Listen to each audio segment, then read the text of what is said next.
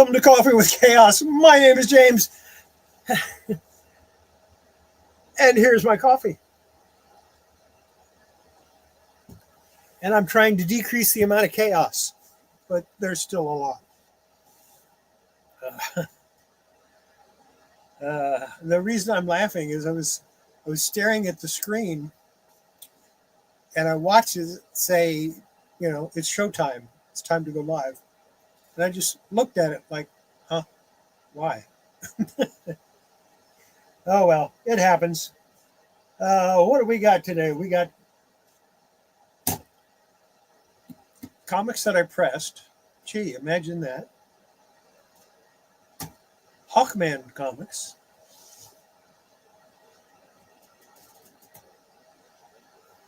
Comics that I picked up this past week. And there's some duplicates in there, too. More comics that I pressed, but I pressed them specifically to bring on this show. Comics that I found in a box that I knew I had the comics, I just didn't know where they were. And more comics that I pressed that don't belong to me. But the guy gave me permission to show them, so I'm going to go ahead and show them.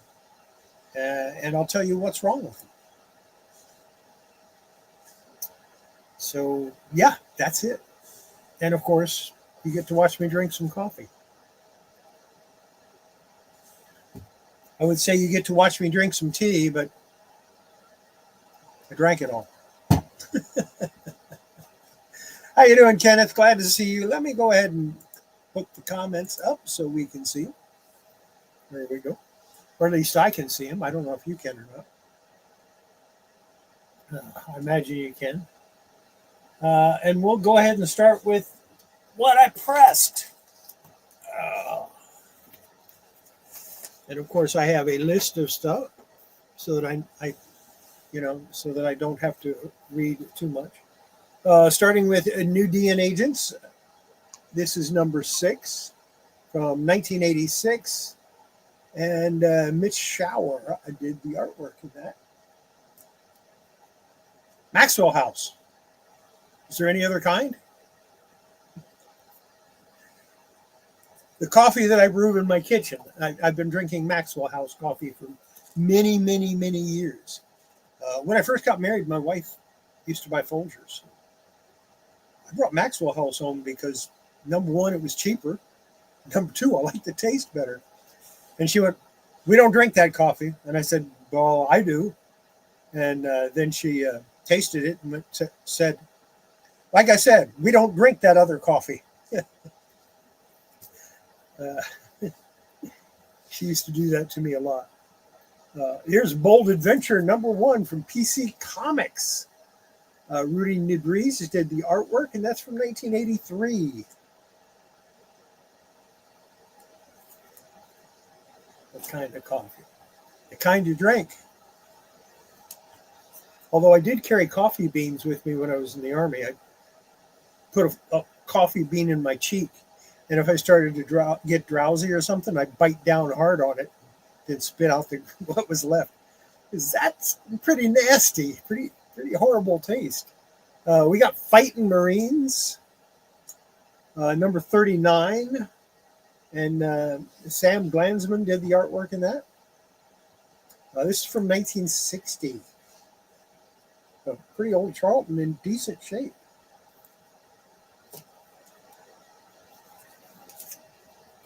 I'm not showing that one. I do still cut some out. Christmas Parade number 4. That's Carl Barks cover. Of course, and this is from 1966. It is a reprint of one of the Dell comics. Probably Dell 4 color. This is a cover by Mel Casson. Or Cason. Angel number 15. And this one is from 1958. Really nice copy for a comic that's that old. I mean, think about it. In 3 years, this will be a 70-year-old comic. It's really nice. Here's Little Lotta number 94 from 1971.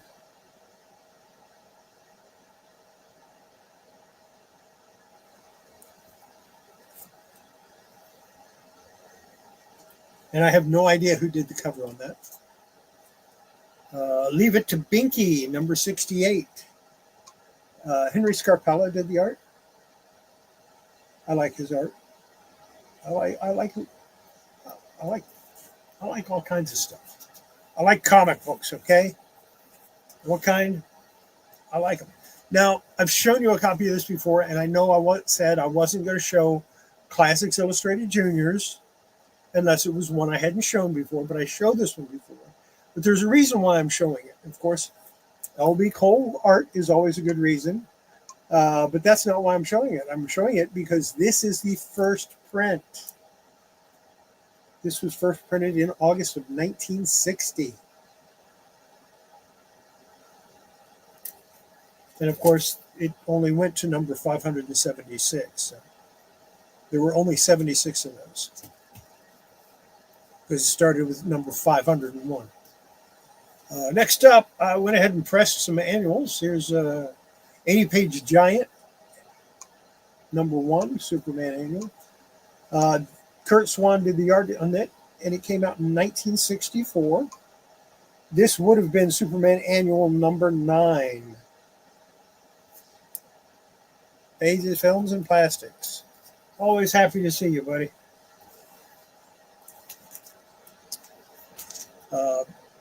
80-page Giant number 2, Jimmy Olsen, another Kurt Swan cover from 1964.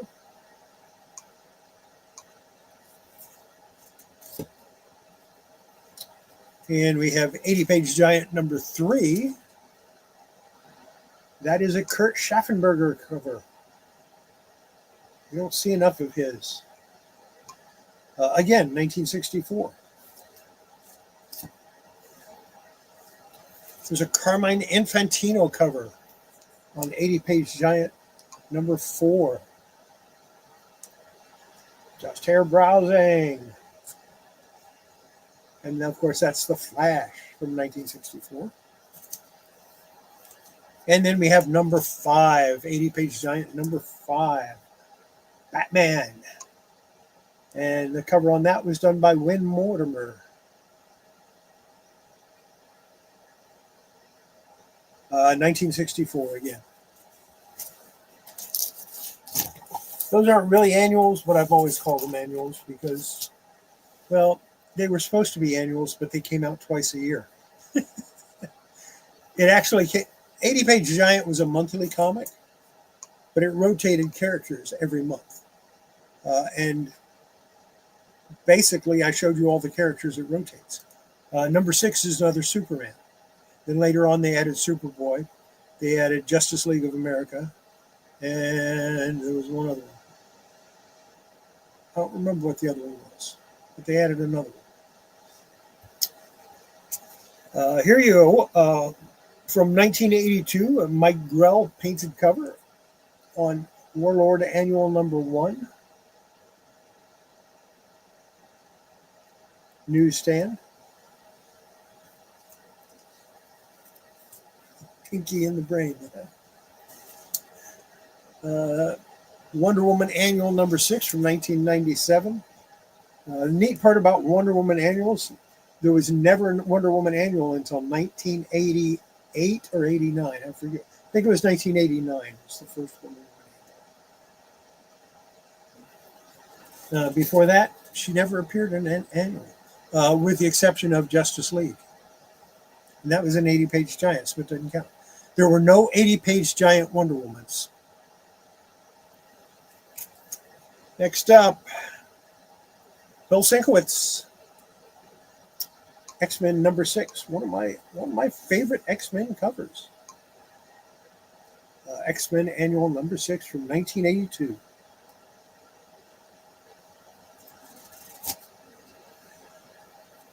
And we have from 2020, Grim Fairy Tales Annual. Josh Burns did the cover on that one. Amazing artist.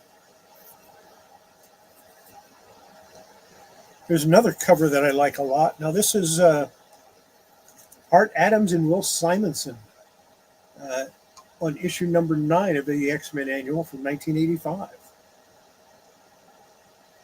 Of course, Storm has the hammer.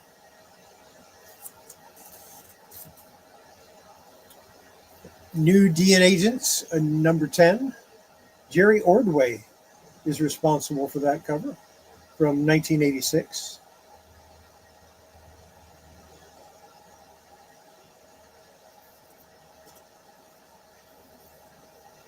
And we have Bold Adventure number 2. And again, Rudy Nebreeze did the artwork on that.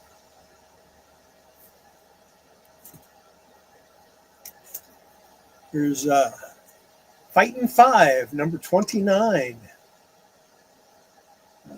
Dick Giordano did the artwork in 1964 on this one.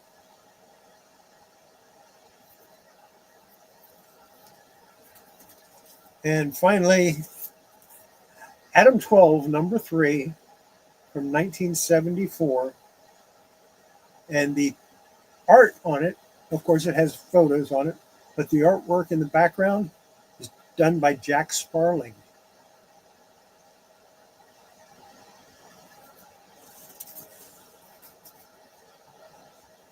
Now, before I go any further, let's talk about these and why I have 3 of them. This, of course, is my copy that goes in my collection. So that's the one that's been up here, but got knocked out of place by the leather-bound Vampirella Bloodlust, which I have 2 copies of. This is the one that I was cleaning for a friend of mine. And of course, I discovered that it had 2 pages or 2 wraps from a Sergeant Fury comic in it. Not only is it from the wrong comic, it's the wrong company. I'm going to keep it. I'm going to keep my eyes open and see if I can't find a coverless copy of number 1. And this one,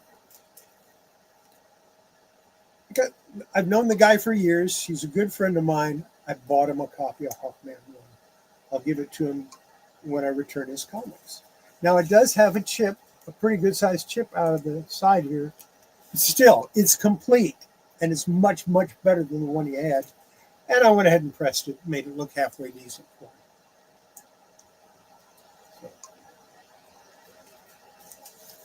That's how I ended up with 3 Hawkman number 1s.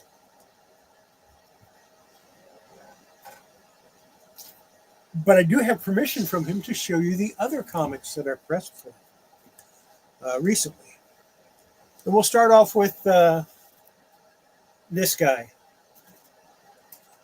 Doctor Strange. This is number 169. Number 168 was Strange Tales. And the cover defects that I noted before I started working on it: soiling, tanning on the back cover, chipping on the right edge, missing a piece on the top edge, and I give the dimension 1/8 by 5/8. Multiple bends and creases on cover, spine split on upper and lower spine, white smudge on the upper right front, and that's right up here. Let's see. I didn't grade it. I just gave them what I saw on it. Blunted corners, lower right front corner missing. So right down here. Yeah. Yeah. I can see that, Michael. I can see that. Good to see you, okay? Or Felix. Let's see. Long tear on rear of cover. Interior corner crease on first wrap. Cream delight tan pages. Matching pull marks on the lower edge of some pages. That's like when the claws grab the paper and pull it. and sometimes it tears it. And actions taken: brush interior and to remove any debris that may have accumulated, lightly clean cover, press at 140 degrees Fahrenheit for 10 minutes with a 48-hour cold press. Missing piece on top edge, folded over. That's not true. It was missing. I thought it was a different piece that was folded over. I went ahead and fixed the seal and sealed the long tear on the back cover to prevent further damage. Just a little nori paste, and yeah, it looks good. You can barely see it. Next, yeah, I don't know why people buy this. It's not, nobody cares about this comic. It's Fantastic Four number 50. Multiple creases and stress lines, corner wear, missing piece on lower right corner, soiling, small tears on right front edge, discolored staples, no rust noted, stacking roll, ballpoint pen writing on cover. Where is that? Oh, yeah. Right there. And right underneath it. Somebody scribbled out the 12 cent and put 5 cents in. Creamed off-white pages. Corrective measures. Gently brushed interior pages to ensure no debris was present. Cleaned cover. Remediated the 3 dents from the pen marks on the cover. Pressed comic at 140 degrees for 10 minutes with a 48-hour cool down. Although the 8 didn't show up and it says a 4-hour cool down, it was 48 hours. Oh no, 4-hour cool down and 48-hour cold press. There we go. Yeah, it's 10 minutes with 4-hour cool down. Here's another one that nobody cares about. This is Fantastic Four number 57. Small bends and creases, corner wear, tears on back cover, 1/8 by 1/2 by 1 inch. Minor soiling on cover, age discoloration. It's a little yellowed. Tiny stain on the lower right front cover over the A in the villain. That is right there.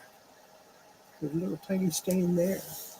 Interior creamed off-white pages, large piece torn away from last page. 8.5 by 1.5 inches at the widest point. Does not affect story, but does affect letters page. Then my corrective measures.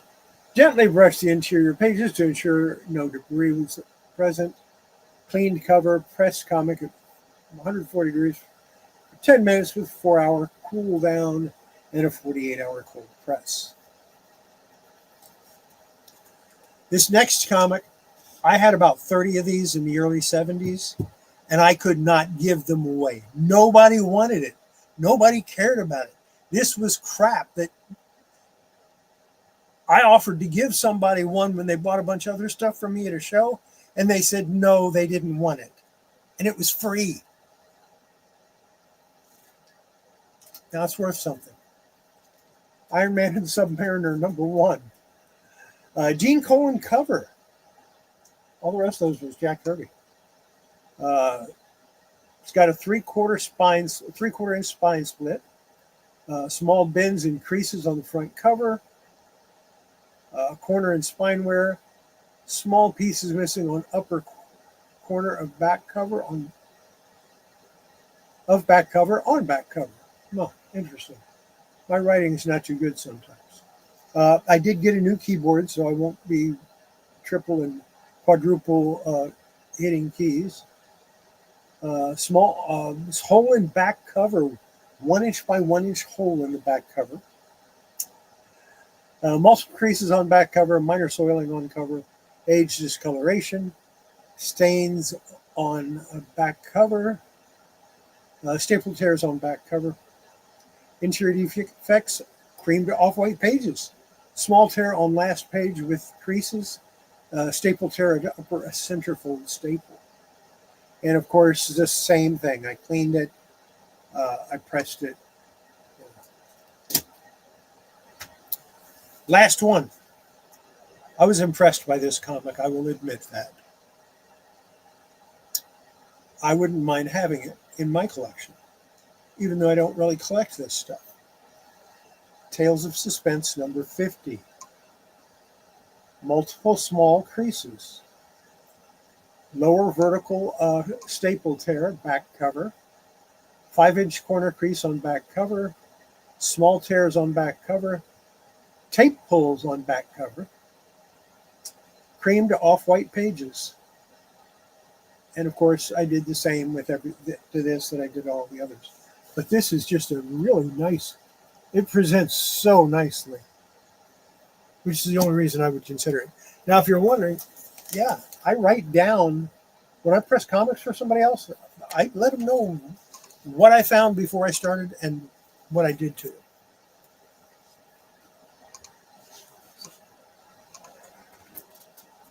There you go.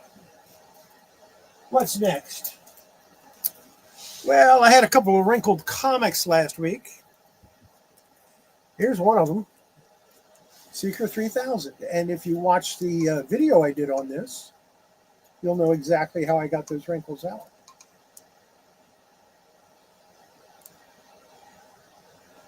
No more wrinkles. Seeker 3000 Premiere, number 1. This is the premiere. They did the same cover on Seeker 3000 number 1 in that same year, but I've never seen a copy of that, only the premiere. And the next one, I might have to press this again. Not all the wrinkles came out, but I didn't have it in the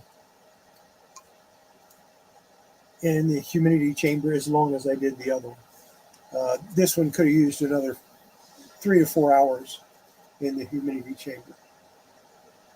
But still, it looks a whole lot better than it did.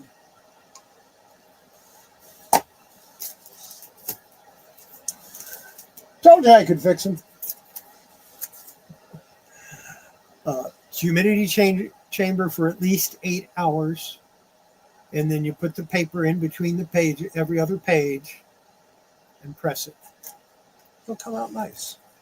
You don't have to go crazy with these. You don't have to wash them to get those out. Although some people would disagree.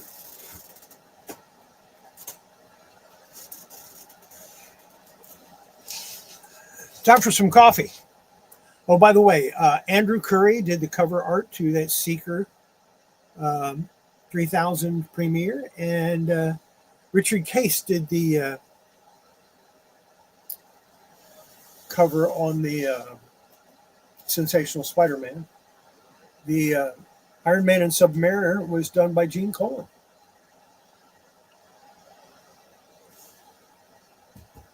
So I'm not going to show everything I got this weekend because I already showed some on my Monday video. If you didn't watch it, go back and watch it. It was Super Friends. It was fun. It's always fun to see a bunch of Super Friends. So here we go. First one, this has such a bad spine roll. And it's missing a chunk. But that's okay. I don't care. I needed a replacement Firestorm number 1. And I can fix the spine roll, and I'll give it a press, and I'll make it look pretty, even though it's still going to be missing that chunk out of the back. Firestorm number 2. And I believe this might have been, yeah, this is just Firestorm. It was Firestorm, Fury of Firestorm, the Nuclear Man, and then back to Firestorm. So, like the first issue and the last issue were Firestorm.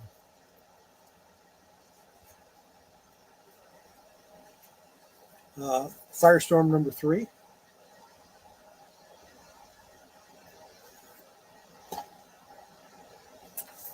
And number 4. They need a lot of work, but I'm happy that I have them. Next, I have multiple copies of this, but it was a good deal, and I was missing one issue. It was a really good deal, so I went ahead and bought them all. Dawn #1, Joseph Michael Linsner. I have the poster for this too. Should have a couple of them. #2,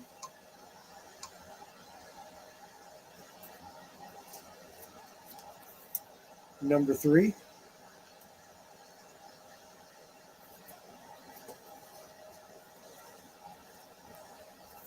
actually, I was missing 2 issues because I can't find my #4. So, yeah, #4.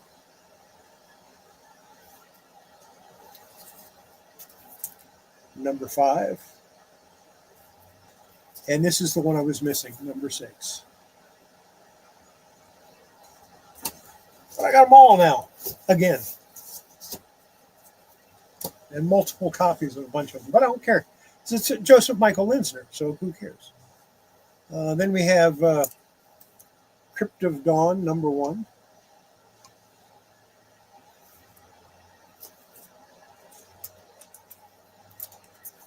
#2. This has always been one of my favorite covers of his.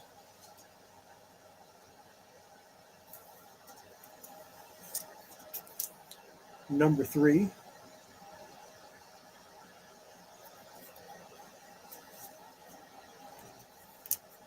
#4.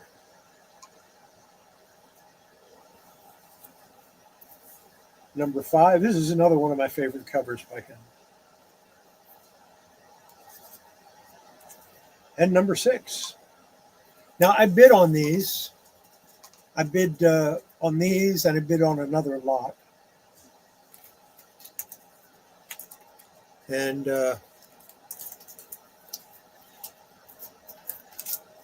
I won both of them. So, double up. I have 2 or 3 copies of most of those. Next up, you know I had to get this. It's a replacement for the one I messed up. Yeah, it's got a little bit of UV fading over here, but it's still a whole lot better than the one that I no longer have in nice shape. And that one wasn't in nice shape either. It had a total spine split. And somebody mentioned purple covers. Michael Marin, do you like purple covers? Check out this purple cover. Hawkman #2 for my collection.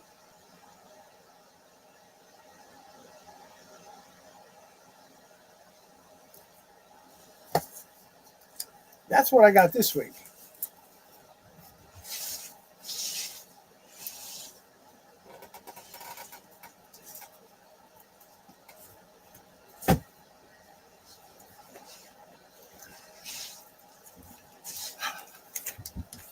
Now, what was in the box?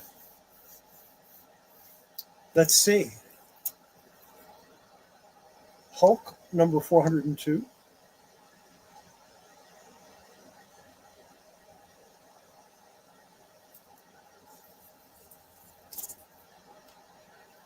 #382.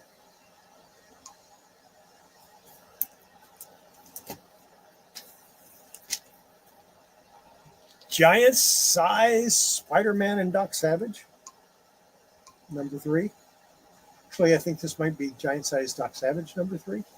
Or maybe it's giant size Spider-Man #3. I don't remember. Oh, giant size Spider-Man #3. Giant size Doc Savage #1.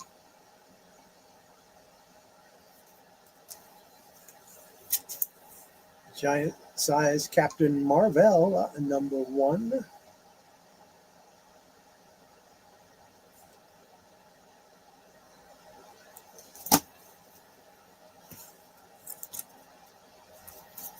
Red Rooster #1.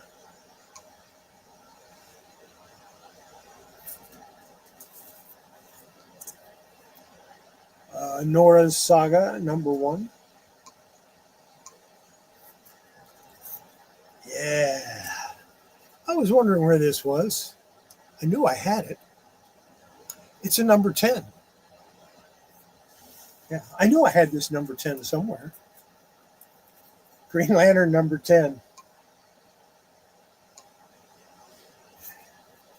Y'all thought I was going to say Tomb of Dracula number 10, didn't you? Well, yeah, actually, I found it. Told you I had it.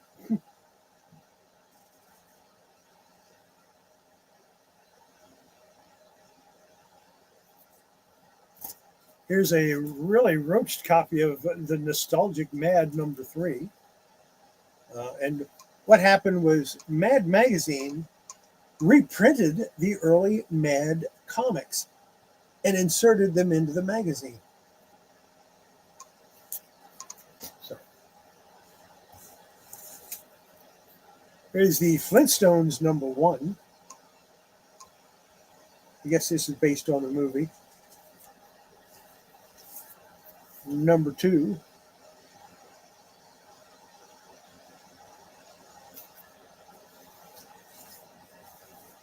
Number 3.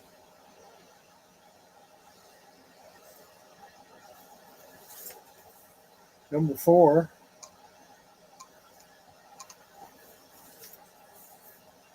Number 5.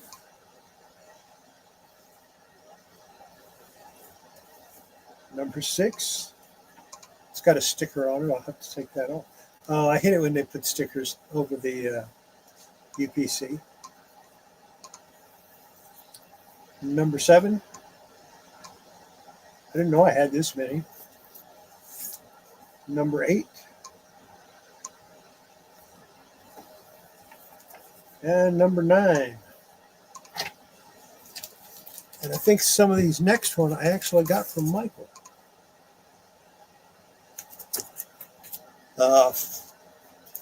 Falling in Love, number 139.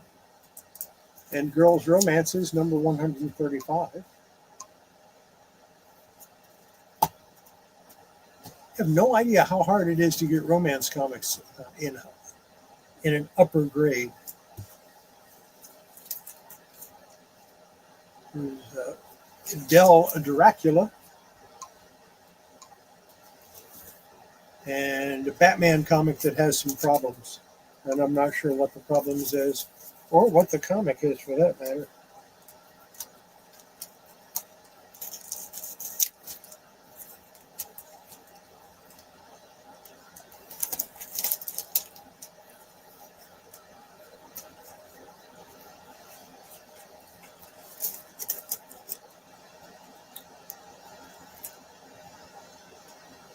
Batman 211.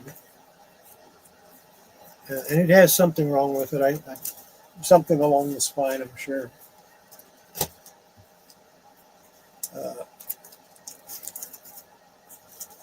Some ElfQuest that there's like 3 or 4 in there.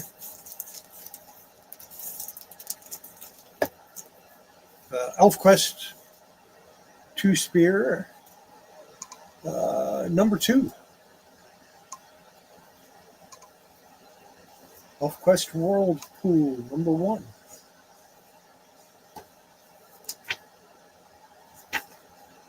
Oh, yeah.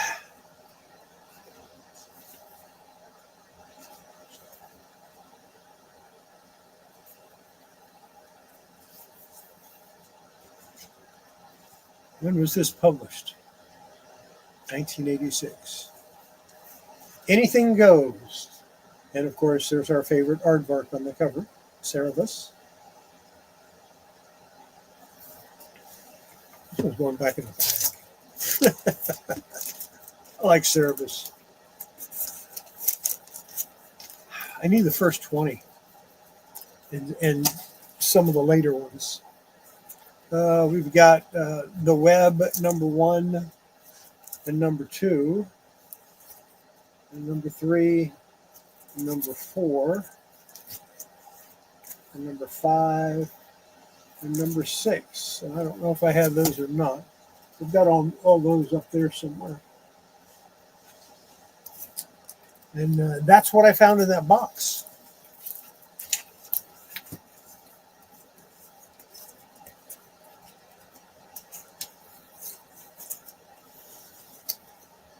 These, of course, are the two best things that were in it. And yeah.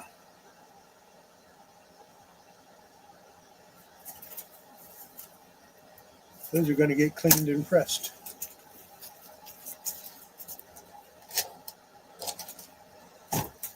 That's all I got to show you tonight. I figured we could talk for a while.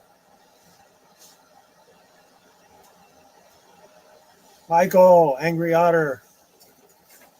How you doing, buddy?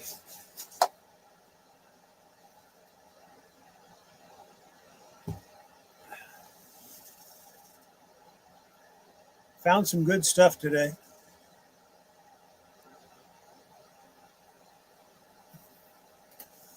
I forgot how nice this Green Lantern 10 was.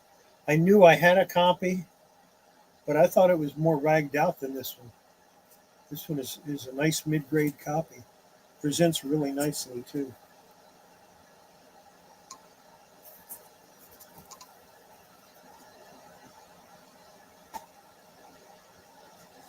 Very cool. Glad to hear it.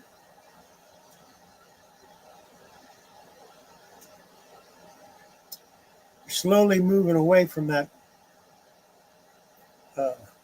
hustle and bustle area. Huh?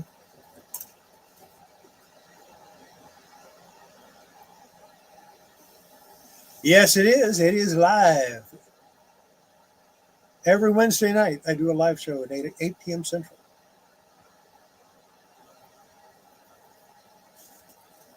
Did you want to see this again?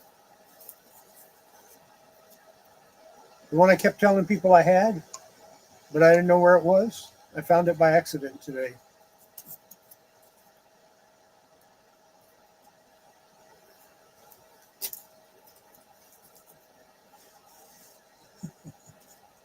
It'll be Memorex tomorrow.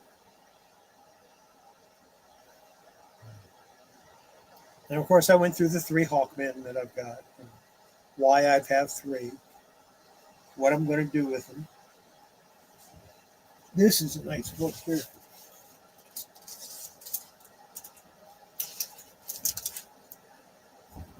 I've never opened it. It's in a Mylar, but it's factory sealed also. And it's leather bound. And I have 2 copies, so you'd think I would open one, but I've never opened either one of them.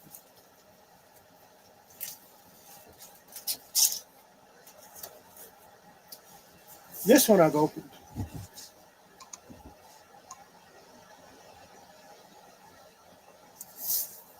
And it's kind of neat, and I will probably never, ever sell this one.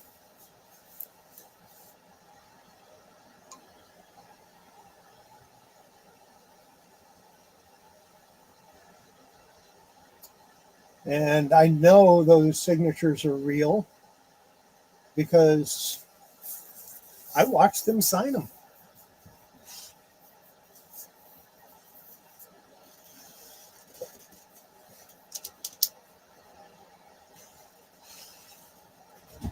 Don't open it. Why would it be cursed? That's what I want. Why is it cursed? Because I've never opened it?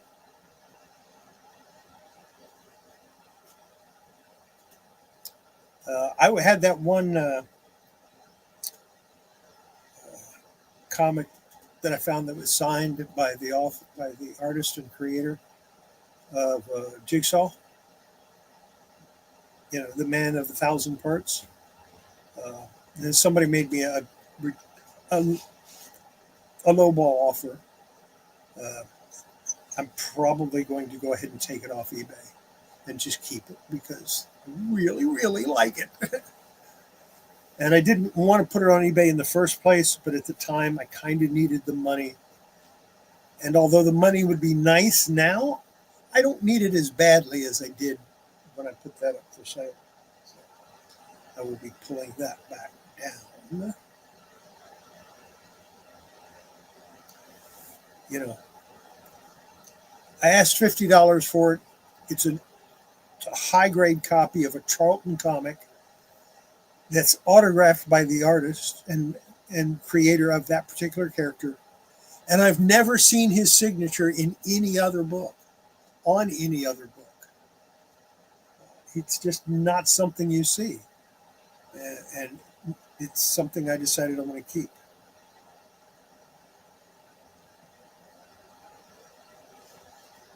Very cool. I have a Lois and Clark paperback somewhere.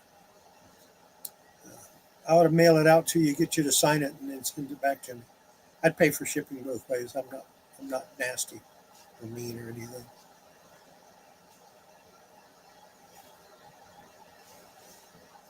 Except I won't know your address after you move. you'll have to you'll have to send me your address. But yeah, what I would do is I would include a return shipping label for it.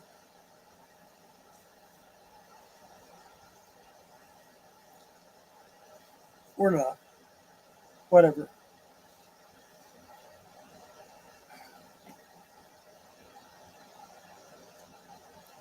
Uh, I don't go out and try to find, I don't get people to sign comics very often. And when I do, I prefer that they sign the inside of it rather than the outside. I do have some signed by Mick Gray and James Williams, or J.H. Williams, which is what he prefers. Um, but that's because they were friends. I just had them sign them. They used to come to my store all the time. And I didn't consider them customers, I considered them friends. Mostly because they almost never bought anything from me.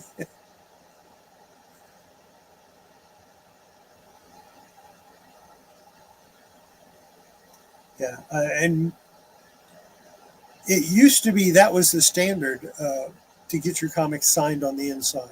And that's where they would sign it. They didn't want to sign the outside, they wanted to sign the inside. And now it's all about signing it on the cover. Well, if you got to sign it on the cover, sign it on the back cover so I don't have to look at it.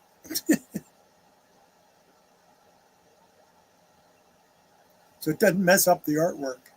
And I should do that. I should go to a show with a bunch of comics to get signed and say, "Can you sign this?" They'll say, "Sure." And I'll say, "Sign the back cover, please." Or once you sign the cover, I want this back cover.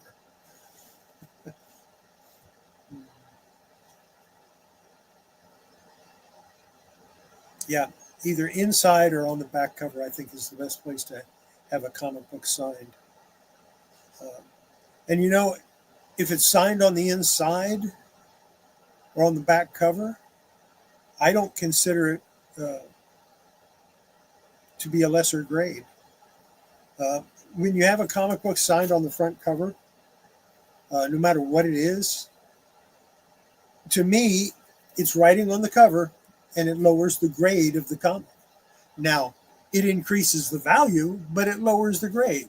Well, it depends on who signs it. If you get Rob Liefeld to sign it, it probably lowers the value. Uh, Not a big fan. Never have been a big fan of his. Uh, I met him one time, and it was at a WonderCon in Oakland, California. And I had some comics, and they were his. They're his comics. So I suppose you want me to sign those? I said, hell no, I don't want to decrease the value. These are mint. And he just looked at me and we kind of walked off. Nah, no, I don't want you to sign my comics. That's when he was still willing to sign Hawk and Dove, which I think was his first professional work. Although he didn't do all of it, he did some of it, but he didn't finish any of it. And most of what he did had to be redone.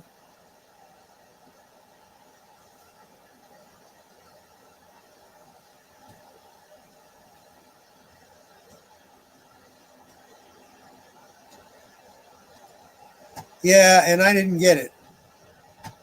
I didn't get the Lois and Clark comic from him. Yeah, I don't sell with Roy anymore. I don't like the new way he's doing his shows. So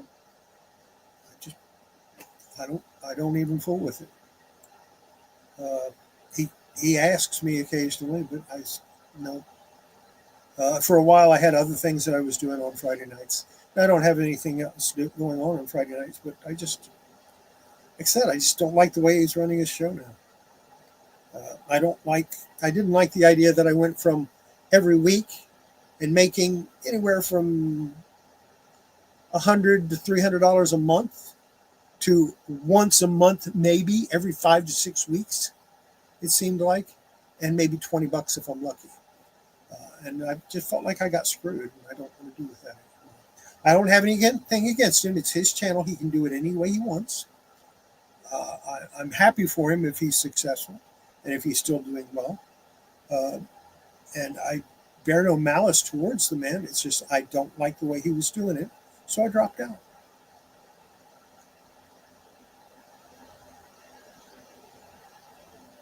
Yeah, I'll pop in once in a while and say hi, but that's about it. But you dropped out a long time before I did.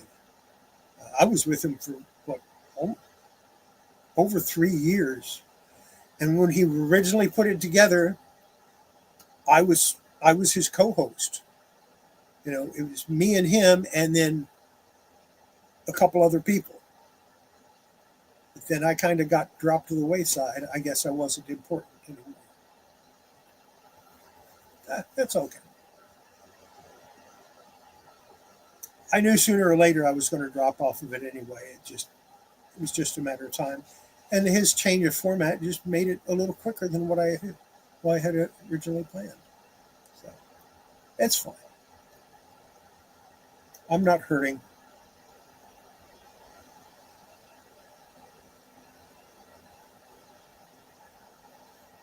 Yeah, I remember that. I remember your mom's passing. Uh, and I'm not hurting that much for money right now. I get my Social Security. I'm finally drawing my retirement from the U.S. Postal Service. Um, that only took, let's see, I first started trying to get it about 2 years ago, but my paperwork kept getting lost. And turns out I was sending it to the wrong place. Found the right place to send it, and it only took me about 6 or 7 months to get it settled and start getting me paid my retirement. So that's nice. Not a lot of money, but it helps. And yeah, that's how that happened. And the reason it took so long from the time I submitted it to the time they started paying me was there something about a 45-day government shutdown where they weren't allowed to do any work. Hmm. So yeah, that delayed it by about a month and a half. Otherwise, I would have started drawing it around November. But they had to pay me for those months that I missed. And in reality, they backdated it to, I think they backdated it to the time I turned 65 or maybe 66. I don't remember. But I got about 5 or 6 years of back pay.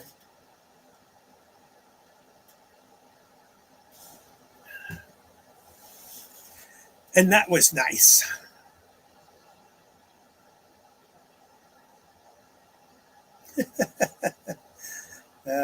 Do I have to come down there and bring some steak? Bring some real food? I say that, but I love ramen. I eat ramen all the time. There's so many different ways to make it.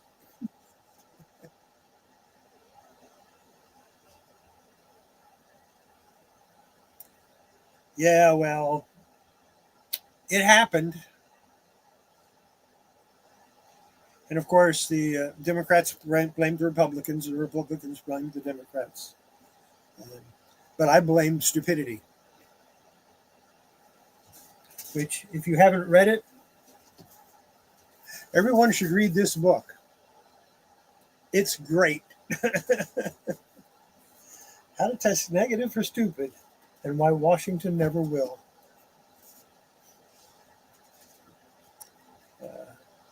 Yeah, I like the Senator John Kennedy from Louisiana. He's a ball. He's just great. He was talking about housing the other day. I was watching something, and he came out with another one of his great one-liners. He said, "Yeah, well, if you live in California, the cost of housing is so high. A refrigerator box behind an Outback is going to cost you $500,000."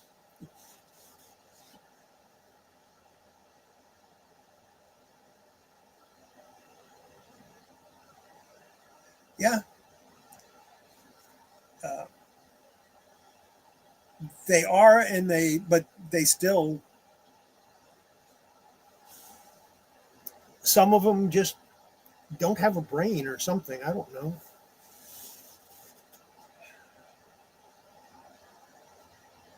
And John Kennedy says, "My friends in Congress," and says flat out, "I don't hate anybody. Those are my friends in Congress." And he's talking about both sides of the aisle are his friends. He just doesn't. They just don't see eye to eye on the important things. Like the president, they don't see eye to eye on the president, and that's the way it is. It happens. I'm in Central Texas. Nobody doesn't like Trump here in Central Texas. If you don't like Trump in Central Texas, you better move. That's about the way it works out. I don't know why. Uh,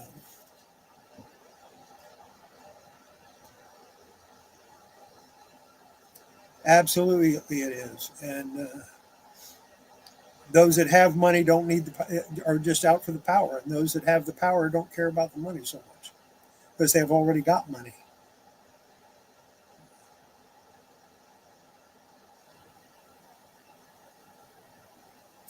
There's a couple of senators, I think, or no, not senators. They're member members of the cabinet.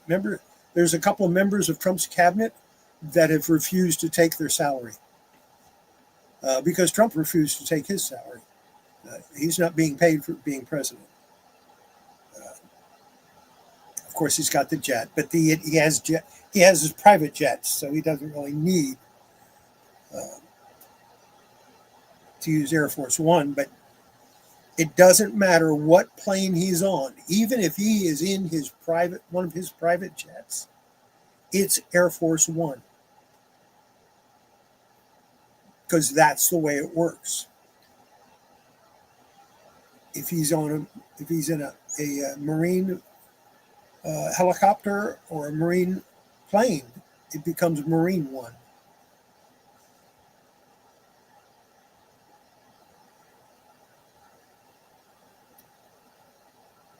I don't understand how you lost. I go, I really don't understand how you lost. Well, maybe, yeah, no, I don't understand how you lost. Wait, they had more money than you, right? That would do it.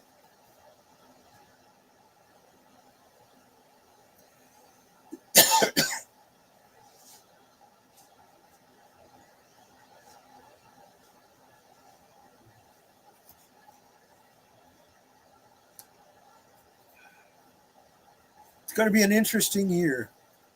Uh, I don't generally follow politics because I really don't care about it that much. But I'm following it this year because it's going to be interesting to see what happens.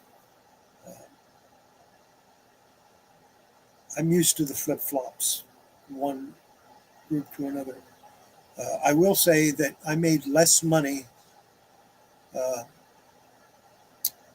during the Biden presidency than I ever have in my life. Uh, the amount of money I made, not let's not count Social Security. Social Security doesn't count here. The amount of money I made doing my side hustles that I usually do pretty good with was less than what I made the first year I worked in 1975. No, 73. 73 was the first year I worked. legally that they took taxes out on. And I made more money that year than I did last year.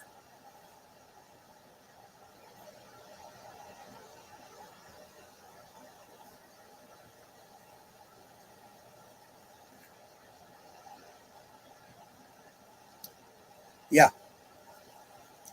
Uh, they get a name for themselves, they start getting a little bit of money, and it's hard to beat them. Don Carter, already showed them, already showed everything. You're going to have to go back and do a rewind.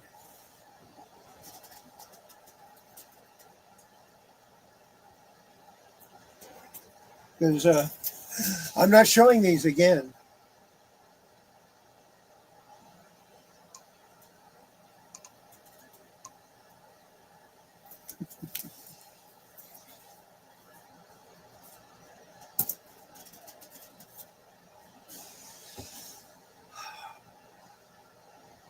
I think the first job I had was working with my dad at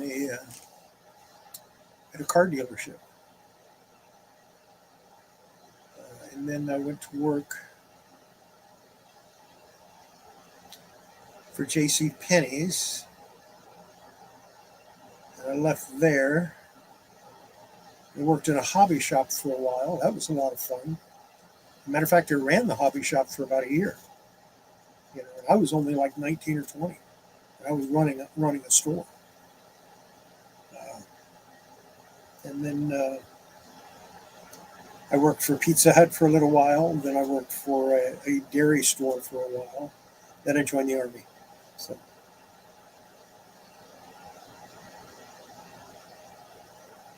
the Space Baby's here. I showed all the comics I'm showing tonight, but Don Carter, I found it. I told you guys I had it.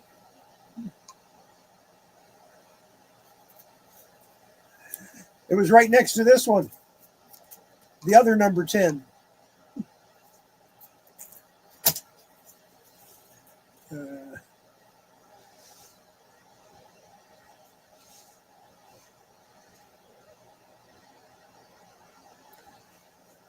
When I worked for Pizza Hut, I got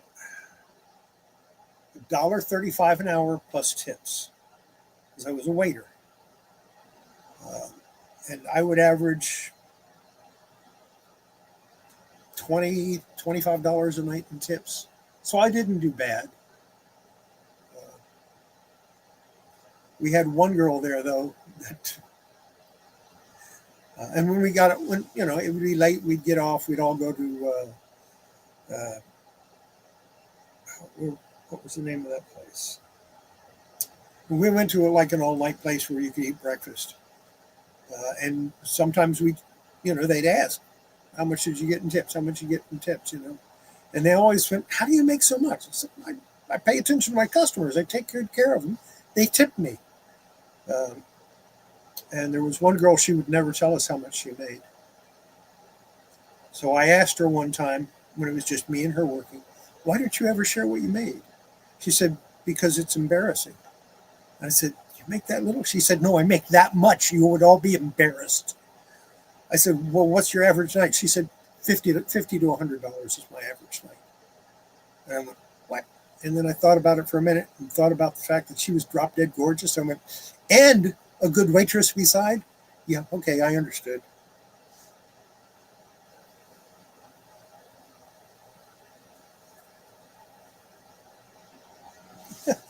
And that's all you wanted, right? Was that season pass?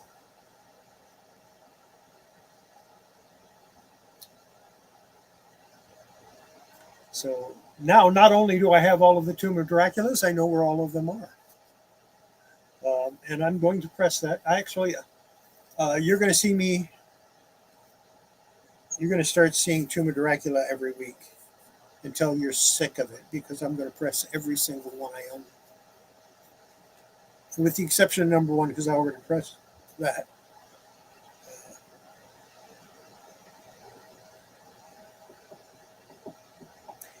I'm looking off to the side either this side or that side, because that's easier for me to read. If I look here, I can't read the chat. So that's why I'm looking off to the side.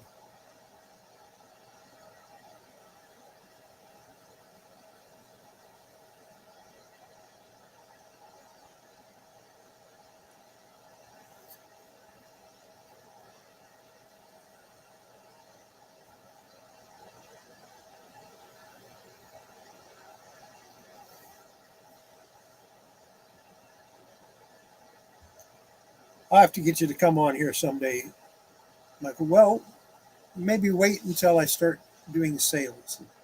You can come on and sell some stuff if you want, or just talk. It doesn't matter. Anything you want to do. Uh, I have no problem with you coming on. I will be getting my haircut next Wednesday. It was supposed to be today, but she never gave me a time, so I didn't know when I was supposed to show up. So we rescheduled for next Wednesday. Why she always schedules me for Wednesday, I will never know.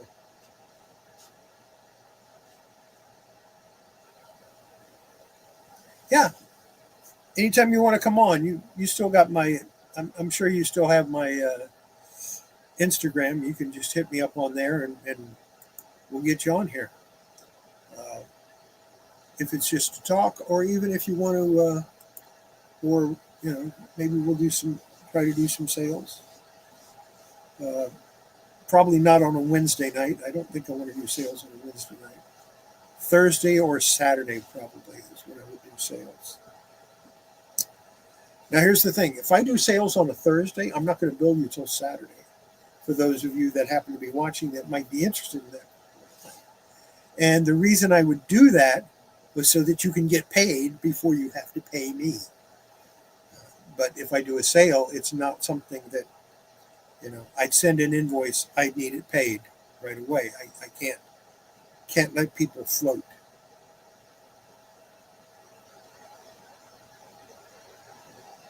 Yeah, well, you can always come on and chat. Give me a holler and I'll send you a link, or I'll just start sending you the link every week. And when you want to come on, you can, and when you don't want to, that's fine.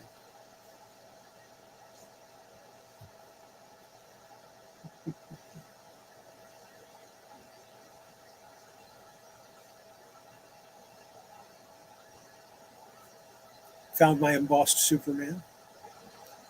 I'll never sell that. It was a gift to me.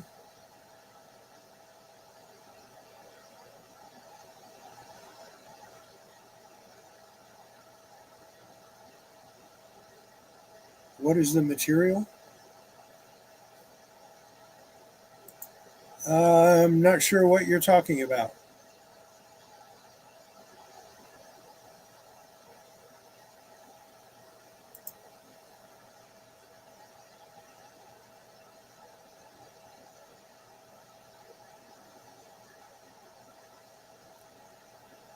Take care. We'll see you next time. In fact, I'm going to go ahead and log off to. Oh, comic books, toys, games, whatever I happen to run across. Uh, Heck, I can sell Barbie dolls. I've got about 600 of those. Although I'm thinking of taking those. There's the my local comic book store that's only 35 minutes away or 35 miles away. That's my local store. He does an outdoor sale, uh, like once every other month, and skips the hottest months of the year. Uh, the the cost is you have to bring your own table, and I might go there with a bunch of Barbie dolls and blow them out for $2 or $3 a piece. Keep the expensive ones and sell the others cheap, along with some other stuff. Got a lot of stuffed animals. Maybe I'll take those and let people buy them for $2 or $3 a piece. Just get rid of them. Of course, there's some that I'll never get rid of, like my gone That littlest dinosaur, gone, G-O-N. And I got a few, Paddington Bear, I'll never sell him. I've got some other stuff that I'll be keeping. I got a Wonder Woman plush that I'll keep. A few other things. But I don't mind getting rid of a lot of that stuff. Okay, I'll see you all next week, 8 p.m. Central. Don't forget, and like, subscribe, do all that YouTube stuff. After I log off, stay for a second. And if you hit the refresh button, the description will come up, and you can like and subscribe, and you can, you can do that anyway. But you can also send me a cup of coffee if you feel like feeling generous. And if you're not, well, that's okay too. And we'll see you next week. Take care, everybody. And I'll drop another video on Friday. Bye.